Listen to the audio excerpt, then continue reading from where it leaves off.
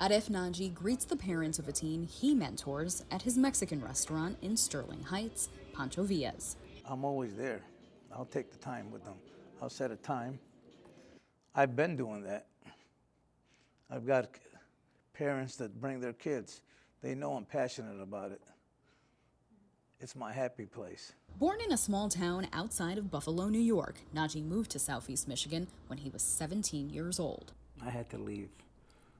I had a couple months left to graduate and had a little daughter, and we had a custody battle, and I didn't want to give up my daughter.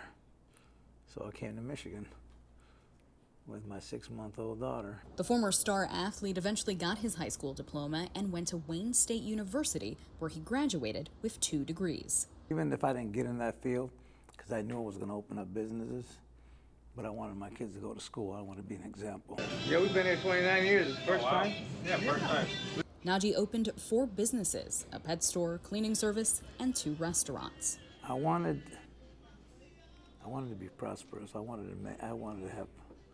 was working on the 3rd Mexican restaurant. At the same time, he joined the Highwaymen Motorcycle Club in Detroit.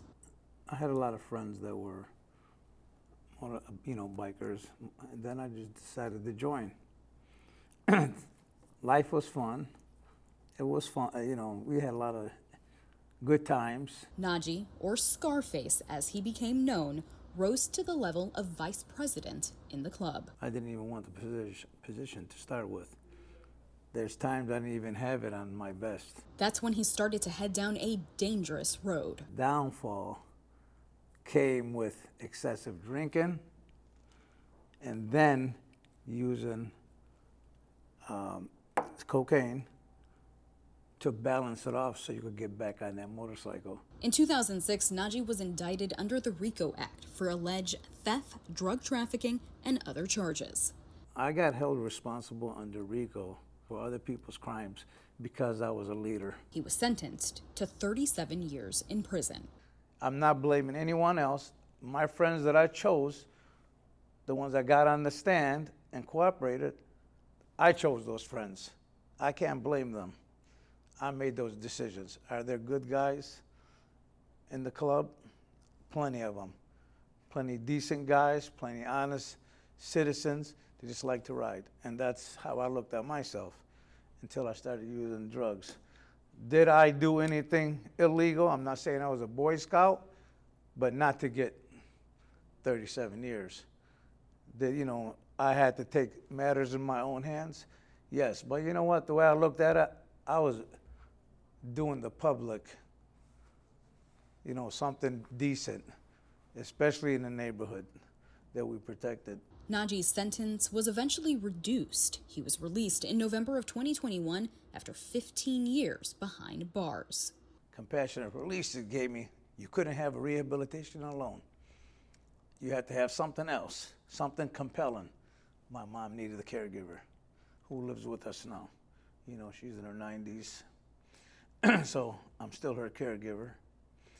And because of those 2 reasons, now the judge's hands untied. She had a way to let me out. That's when he started Steps to Change. It's really meant to be a youth development space for students who are either in the judicial system or in high schools to be developed in their leadership and really intervene on the school to prison pipeline. When are you guys gonna be productive?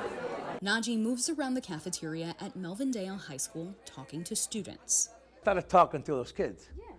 And then they all came to the table. They said, how'd you get them all to come here?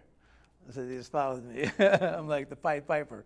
Yeah. And so, you know what it is? The kids want someone to build a relationship with them, someone they know about, someone they could trust. Students like LaDream Stinson joined the group to escape what she describes as a neighborhood embroiled in conflict. It was fighting and kind of gun violence. It inspired me to join a club because I know that we can have a voice here and we can actually voice it out. So that's what inspired me to join. Devin McWright says he used to be bullied, but with Steps to Change, he found acceptance and purpose.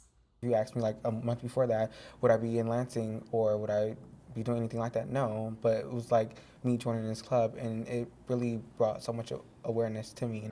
Connecting with the youth and sharing his story, Najee has finally accepted a leadership role. Thought it was like kind of impactful because like you've been through so much and you're still here and you're still trying and you've turned your life around and you're like building change. You're bringing youth. You're trying to change the youth so they won't fall into other paths. So it's like I find it quite amazing. The students in the group have become activists. Recently with the whole ICE stuff, actually our club, we tried to organize like a protest or like a walkout to spread awareness about that, and it brought so many people in, and it was amazing. Organizing protests and canvassing neighborhoods during election campaigns. This grassroots approach to being civically engaged and tackling this problem of the school-to-prison pipeline specifically, there's a bunch of programs that already kind of exist that claim to do this, but they're very service-based, they're very charity-based, they're very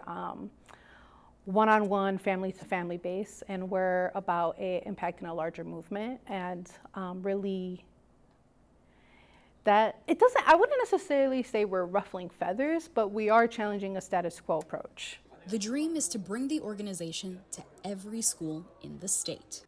I want it to be in every school. If it could be in every state, you know, I would like it to leave a legacy, you know, that I did something good. I don't want to be known for my past. As this group of graduating seniors walk through the doors of their high school and into the future, I know there's a need because I was one of those kids. I was the exact kid that was a high school athlete that I went down the wrong path later on. Even when as a grown man, at least a kid, his mind is not developed yet. You know what I mean? But I was a grown man and made those bad decisions. So I don't want to hear that there's no need and there's no second chances and no one could change. I think, everyone could be saved just at the right time and moment.